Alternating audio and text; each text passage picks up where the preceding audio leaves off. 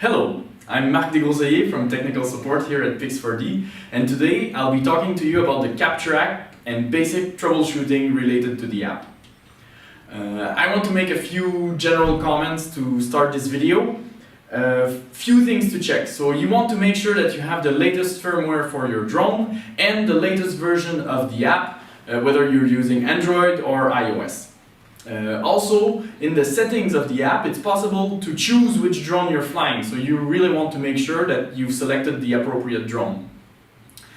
One more thing, when you're using Capture, the manufacturer's app should not be running in the background, so you want to make sure that you kill that process.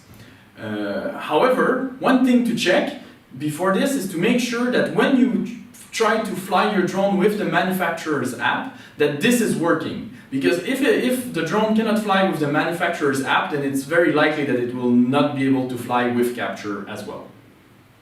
Now, what I want to do is I want to go over a few common situations and explain how to solve these issues. So the first one is that there's a red cross on the takeoff checklist. Now, this takeoff checklist is some kind of automated troubleshooting, so it will tell you which item you should investigate. And we also have an in-depth article on our support website that will tell you for each item how to turn it from a red cross to a green check mark. Once everything is green, you can start the mission. What might happen is that the drone takes off, is in the air, but will not start the mission. Now, what you can do is you can abort the mission and take back manual control of the drone, and then you can either land your drone or you could even start the new mission while the drone is in the air. So you just press start mission again.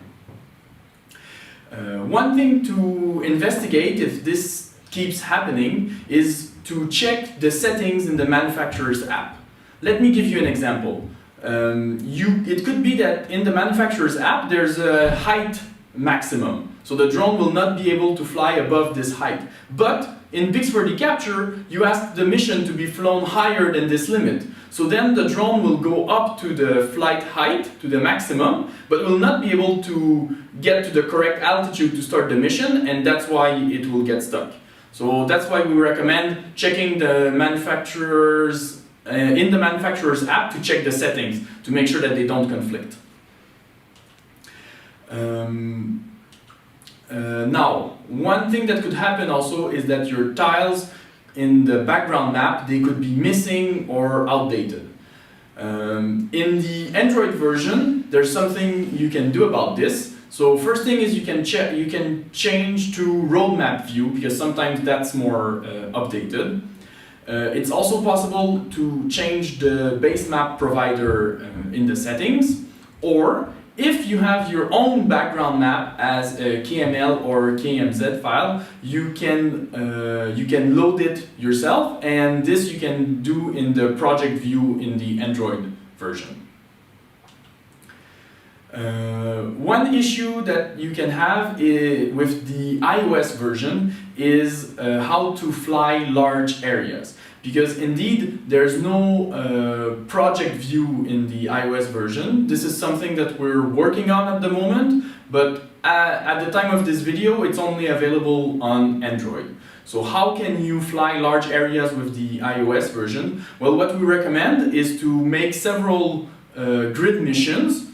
And what you can do is you can use a reference point in the background map to align the different missions, and then you take the images from all these small missions and you put them in the same Pix4D project and you process them all together. Last issue I want to talk about is a synchronization failure. It could be that the drone records all the images on its SD card or its internal memory, but that these images, they don't quite make it to your mobile device. So they still exist, they're still on the drone's memory or the drone's SD card, but they're just not on your mobile device, so you cannot, for example, upload to the cloud directly. No worries, what you can do is you can just take your images from the drone, download them to your computer, and then you can start a new project with these images and you can do the processing either on the desktop or on the cloud. One thing to mention is that these images, they will, in all likelihood, they will still be geolocated because the geolocation information is written directly in the images by the drone. So you're not losing out information here. Your project will still be geolocated. Great.